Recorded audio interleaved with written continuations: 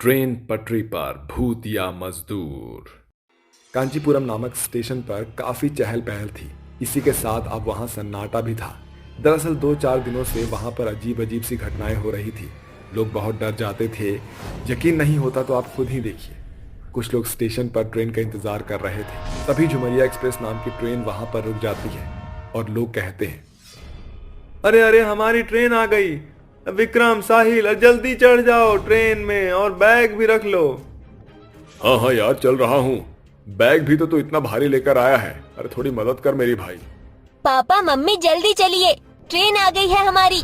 उसके बाद मुझे इसमें बैठाकर पूरी कचौड़ी खिलाना जो आप बनाकर लाई हो ट्रेन में खाने के लिए।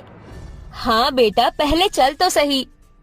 तभी ट्रेन के सभी यात्री उसके अंदर बैठ जाते हैं। कुछ देर बाद ट्रेन चल जाती है और आगे बढ़ते जाती है। वहीं अचानक से ट्रेन के अंदर तूफान आता है जिससे इधर उधर लोग गिरने लगते हैं। अरे अरे अरे अरे बाप रे, क्या हो रहा है? ये ट्रेन चालक ट्रेन चला रहा है या एरोप्लेन जो इधर उधर ट्रेन गिर रहा है? ये तो कोनो तूफान लग रहा है भाई। यहाँ तूफान कैसे आ गया है? अरे खिड़की दरवाजे तो सब बंद है। ये तो मुझे भी समझ नहीं आ रहा है कि बात क्या है। लगता है कुछ अजीब होने वाला है। मम्मी बचाओ मुझे, देखो ना चोट लग गई। हाय रब्बा, ये कैसे हुआ? उसके तो खून निकल रहे हैं। तभी वहां पर अजीब अजीब सी आवाज आती है। फिर 4-5 चुड़ैल भूत उनके सामने आकर कहते हैं, अभी तो तुम लोगों को इतना परेशान करूंगा कि बहुत जगह चोटें आएंगी। अब हमसे बचकर कहाँ जाओगे? हम तुम्हें मार डालेंगे। चलो अपने सामान को यहाँ लेकर रख दो। अगर नहीं रखा तो मेरा नाम है लंका। बजा दूंगा सबका डंका। हाँ? होते कौन हो तुम हमें परेशान करने वाले? हम तुम्हें अपना सामान काहे दें? हमारी मर्जी, हम कुछ भी करें। चलो सामान रखो वरना मारे जाओगे। मम्मी, इन्हें मेरी आलू पूरी वाला टेबल मत देना, चाहे सब कुछ दे दो। आहा, क्या बोला तूने? छुटकी, आलू पूरी वाला टिफिन? अब उसे तो मैं जरूर खाऊंगी। ला दे मुझे वो टिफिन। नहीं मम्मी, मत देना। तभी गुस्से से चुड़ैल रेखा उसके लिए सामान फेंक देती है और अपने जादू से उसकी बेटी को हवा में उठाकर कहती है, देख, अगर तूने मेरी बात नहीं मानी तो मैं तेरी बेटी का क्या हश्र करूंगी। अपने आप को ज्यादा ही चालाक बनती है ना। चल निकाल कर दे दे आलू पूरी। अरे रेखा, जब देखो हर पैसेंजर से खाने की चीज मांगती हो। लोगों को डराए किया उनसे फ्रेंडशिप करके खाना खाएगी। हाँ, अरे यार, वो कहाँ किसी से फ्रेंडशिप कर रही है? डरा कर ही तो बात कर रही है। देख छोटी बच्ची को कैसे लटका रखा है उसने। अरे मेरी बच्ची को छोड़ दो, ये लो खा लो खाना, मैं और बना लूंगी। अपनी बेटी के लिए बस हमें जाने दो। ले पकड़ अपनी बेटी को। ऐसा देखकर भूत और चुड़ैल की टोली पिंकी से खाना लेकर खाने लगते हैं। क्यों री, तेरे को इतने नखरे करने जरूरी थे क्या, जब ये सब देना ही था? मम्मी मम्मी चलो यहाँ से। ये भूत और चुड़ैल अंकल आंटी बहुत गंदे हैं। गंदे की बच्ची, तुम सब मरने वाले हो। ये सब तुम क्या कर रहे हो और काहे कर रहे हो? हम सब को छोड़ दो, हमको जाने दो। जब लोगों ने हमें नहीं बख्शा तो हम तुम्हें क्यों बख्शे? बताओ भला। तभी सारे भूत और चुड़ैल ट्रेन में बैठकर सभी लोगों को मार डालते हैं। चुड़ैल और भूतों का लोगों को मारना यही नहीं थमा। जितनी बार भी रात के समय स्टेशन पर ट्रेन आती थी और लोग उसमें बैठते थे, उतनी बार भूतिया लोग उन ट्रेन में आकर लोगों का उनसे सामान छीन लेते थे, उन्हें परेशान करते थे और मार डालते थे। ऐसे ही 4 दिन बाद उसी ट्रेन पर भैरव एक्सप्रेस आती है। लोग उसमें बड़ी उत्सुकता के साथ चढ़कर बैठ जाते हैं। अरे वाह, आज तो मजा आ जाएगा। ट्रेन चल पड़ी है, चलो गाना शुरू करते हैं।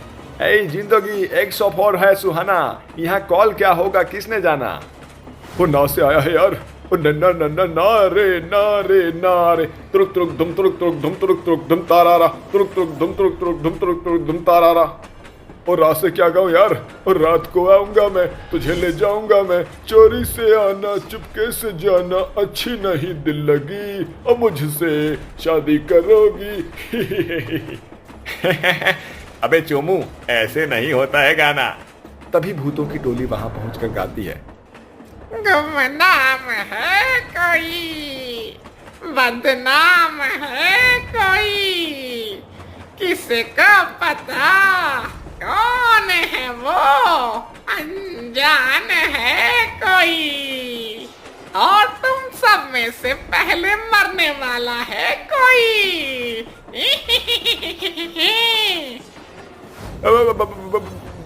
भूत, ये भूत कहां से आ गए? अरे हमें भी अपने अंताक्षरी में बुला लो, क्या अकेले अकेले मजा आएगा तुम्हें? हाँ, मेरे साथ तो 4-5 भूत और चुड़ैल भी हैं। भागो भागो, अरे मैंने तुझे ट्रेन में बैठने से पहले ही कहा था, यहाँ अनहोनी होती रहती है, अब फिर भी तुम मुझे इसी ट्रेन में लेकर आ गया है, भुगतो अब। ओ यार, मैं नहीं जानता था यार कि सच में ऐसा होगा, मुझे लगा था शायद अफवाह है, अपनी आंखों से देख लिया अब तो। भूत और चुड़ैल ट्रेन में अंधेरा कर देते हैं, जिससे वो टक्कर खाकर गिर जाते हैं, और फिर से लाइट जलाकर भूत और चुड़ैल उन्हें हवा में इधर उधर भटकाते हैं। फिर दूसरी बोगी में जाकर और लोगों को परेशान करते हैं और एक एक करके सबको मार डालते हैं। फिर रेखा और लंका भूत और चुड़ैल ट्रेन ड्राइवर के पास जाकर उसका गला काट देते हैं। कुछ ही देर में ट्रेन के सभी लोग मर जाते हैं। अगले दिन वही भूत और चुड़ैल उसी पटरी पर पटरी बना रहे थे, तभी ट्रेन ड्राइवर को वो मजदूर दिखाई देते हैं। वो डर के मारे ट्रेन रोकने की कोशिश करता है, जिससे अचानक से उस ट्रेन का हादसा हो जाता है और सभी लोग मारे जाते हैं। ट्रेन में एक भूत कहता है, चलो अच्छा है, सबको मार दिया, कोई नहीं बचा। एक मिनट, मुझे उस ट्रेन के सीट के नीचे 2-3 लोग दिख रहे हैं, चलो उन्हें भी खत्म करते हैं। ये कहते ही भूत और चुड़ैल उन लोगों को सीट के बाहर निकाल कर मारने ही वाले थे कि वो हाथ जोड़कर कहते हैं, हमें छोड़ दो, हमें माफ कर दो, देखो हमने तुम्हारा कुछ नहीं बिगाड़ा, अब तुम हम लोगों के साथ ऐसा क्यों कर रहे हो? हाँ, तुमने सबको मार डाला है, हमें तो छोड़ दो, आखिर तुम्हारी क्या वजह है जो तुम ऐसा कर रहे हो?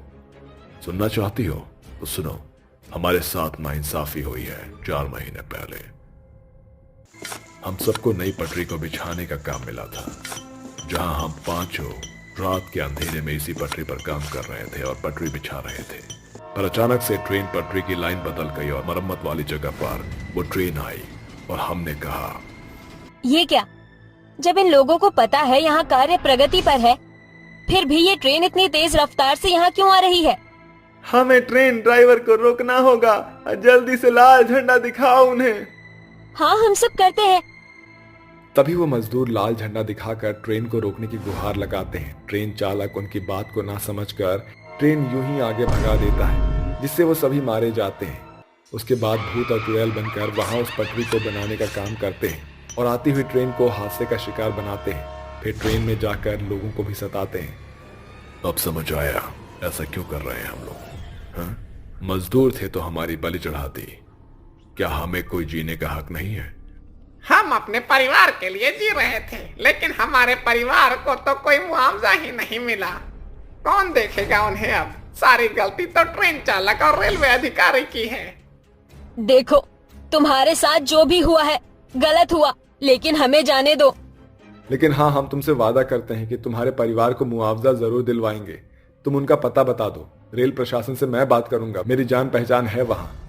क्या तुम सच बोल रहे हो? सच में हमारे परिवार को मुआवजा दिलवाओगे? अगर ऐसा होगा तो हम चले जाएंगे, फिर किसी को परेशान नहीं करेंगे। हाँ, मैं सच कह रहा हूँ। ठीक है, जब तक हम तुम पर नजर रखेंगे, हमारा काम हो जाने के बाद हम चले जाएंगे हमेशा के लिए। तब जाकर भूत और चुड़ैल उन दोनों पति पत्नियों को छोड़ देते हैं, जिसके बाद में नमन रेल प्रशासन से उनके परिवार को मुआवजा दिलवाता है। उसके बाद वो भूतिए मजदूर उस ट्रेन पटरी से हमेशा के लिए चले जाते हैं। 5 बेटियों का भूतिया बाप। सुरेश नाम का एक भूत निर्मल गांव में अपनी 5 चुड़ैल बेटियों के साथ रहता था, जिनकी उम्र 5 से 12 साल की थी। आसपास का कोई भी व्यक्ति ये नहीं जानता था कि वह भूत और चुड़ैल हैं। उनके सामने आम नागरिक बनकर अपना जीवन व्यतीत करते थे। सुबह उठते ही सुरेश की सबसे छोटी बेटी पीहू अपने पिता के गले लगकर कहती है, पापा गुड मॉर्निंग। गुड मॉर्निंग नहीं, गुड मॉर्निंग होता है पीहू। बेटा चलो, तुम्हारी चारों बहनों को भी उठाने जाते हैं। मेरी छोटी बेटी बड़ी प्यारी है, सबसे पहले उठ जाती है। मैं तो सबसे पाली बेटी हूँ ना पापा आपकी। हाँ मेरी बच्ची। तभी उसको गोद में लेकर भूतिया सुरेश अपनी बेटी के कमरे में जाता है जहाँ चारों सो रही थीं और कहता है, डिम्पल बेटा, माही, जूही, साक्षी बेटा उठो। अरे सुबह हो गई है, तुम्हें स्कूल भी जाना है, चलो चलो। पापा दीदी तो नहीं उठी, मैं उठाऊं क्या दीदी को? हाँ बेटा।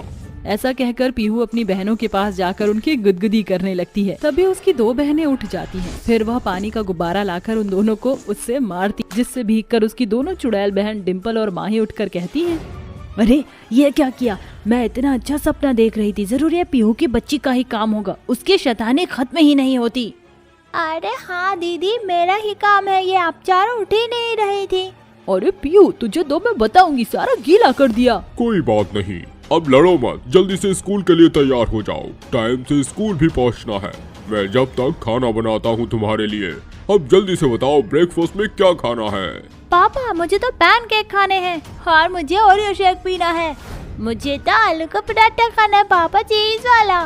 मुझे ढोकला चाहिए।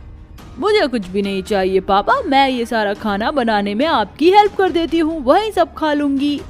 अरे नहीं नहीं नहीं, जब उन चारों का मन पसंद बन रहा है तो तुम भी बताओ, मैं पांचों को बराबर प्यार करता हूँ। ठीक है पापा, तो आप मेरे लिए उपमा बना दीजिए, मुझे बहुत पसंद है, पर मैं भी आपकी हेल्प करूँगी। ठीक है बेटा। ऐसा कहकर वो चारों चुड़ैल टूथब्रश करके नहाने चली जाती हैं। फिर चारों छोटी बहन स्कूल के लिए तैयार हो जाती हैं और बड़ी बहन डिम्पल अपने पिता के साथ किचन में खाना बनाती है, जहां ऑलरेडी भूतिया सुरेश जादू से खाना बना रहा था। गैस पर पैनकेक अपने आप बन रहा था, मिक्सी में ओरियो शेक भी अपने आप चल रहा था और सुरेश आलू का पराठा बना रहा था। ओह पापा, आपने तो ये सारा काम खुद ही कर लिया, मेरे लिए कुछ बचा ही नहीं। अरे कोई बात नहीं बेटा, टेबल पर खाना लगा दो, अब हम भूत चुड़ैल हैं तो काम जल्दी हो जाता है। डिम्पल, वो तो है पापा। इतने में दोनों सबसे छोटी पीहू और साक्षी आकर कहते हैं, पापा पापा हम दोनों तो चोटी बना दो ना। नहीं, पहले मैं अपनी चोटी बनवाऊंगी पापा से। नहीं नहीं पापा, पहले मैं मेरी बनाओ। अच्छा अच्छा ठीक है, पहले मैं पीहू की चोटी कर देता हूँ, फिर तुम्हारी कर दूंगा। ठीक है पापा। तभी भूतिया सुरेश अपनी छोटी बेटी की बालों की चोटी बनाता है और फिर साक्षी की, जिसके बाद पांचों स्कूल के लिए तैयार हो जाती हैं। फिर सुरेश उन पांचों को स्कूल छोड़कर आता है। उसके बाद घर के सारे काम चुटकियों में खत्म कर देता है, कपड़े धोता है और दोपहर का खाना बनाता है। बच्चियां स्कूल से वापस आ जाती हैं। तभी जूही के मुंह से खून निकला हुआ देखकर सुरेश कहता है, आ गई मेरी बच्चियां। अरे जूही के मुंह से खून कैसे निकल रहा है, मुझे बताओ किसने किया ये?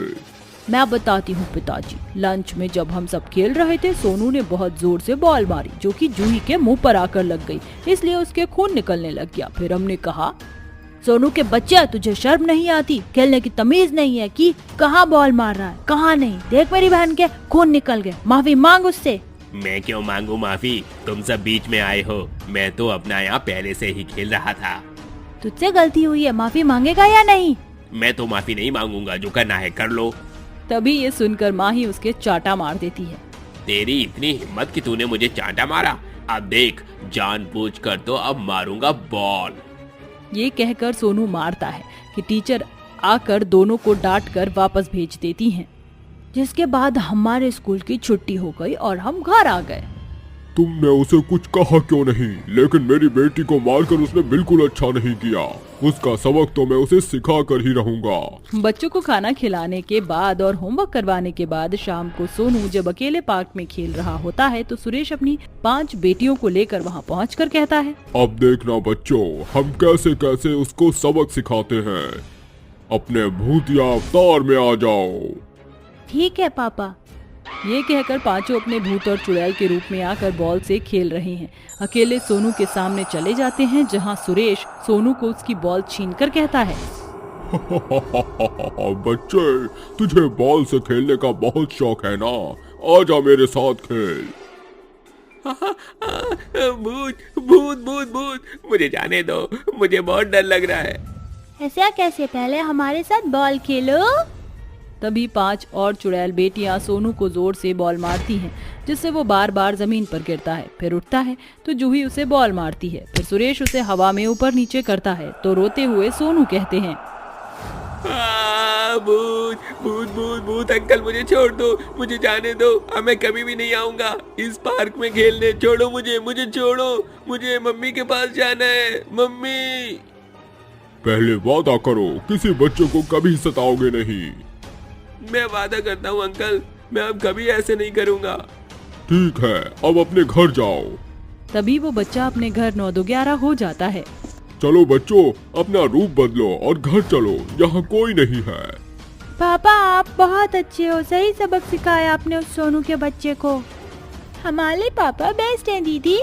ऐसे कहकर वो सब अपना रूप बदलकर इंसानी रूप में आते हैं कि चश्मा पहने हुए वहाँ बिरजू उन्हें देखकर कहता है, सुरेश और ये 5 बच्ची, तुम सब ये कैसे हुआ? अरे तुम यहाँ अचानक कैसे? इतने साल हो गए मैं आ ही नहीं पाया शहर से मिलने, इसलिए अब लौट रहा हूँ। और दीदी कहाँ है? क्या हुआ तुम्हारे साथ, बताओ मुझे। अरे दरअसल बात यह है कि जब पीहू पैदा हुई तो कमजोरी के कारण नैना चल बसी। उसके बाद मैंने ही 5 बच्चों का ख्याल रखा। पीहू बहुत रोती थी तो दिन रात उसे मैं ही संभालता था। अले अले अले बच्चा चुप हो जा, पापा है ना, पापा आपका ख्याल रखेंगे। पापा ये तो बहुत लोली है, इसे दूध पिला दो। हाँ बेटा। तभी उसकी 3 और बहनें उसे खिलौने से चुप कराती हैं, जिसके बाद वो चुप हो जाती है। जब मेरी 4 बेटियां मेरी 5वीं बेटी को मेरे साथ संभाल सकती तो मुझे दूसरी बीवी की जरूरत नहीं है। इस तरह सुरेश अपनी 5 बेटियों का ख्याल रखता और काम पर भी जाता, घर का काम करता। इस तरह 5 वर्ष बीत जाते हैं। पीहू 5 साल की हो जाती है। एक दिन डिम्पल कहती है, पापा बहुत समय हो गया है, हमें बाहर घुमाने ले चलो ना। सब बच्चे अपने माता पिता के साथ पहाड़ों पर घूमने जाते हैं, हमने कभी पहाड़ नहीं देखे, चलो ना पापा। अच्छा ठीक है चलते हैं।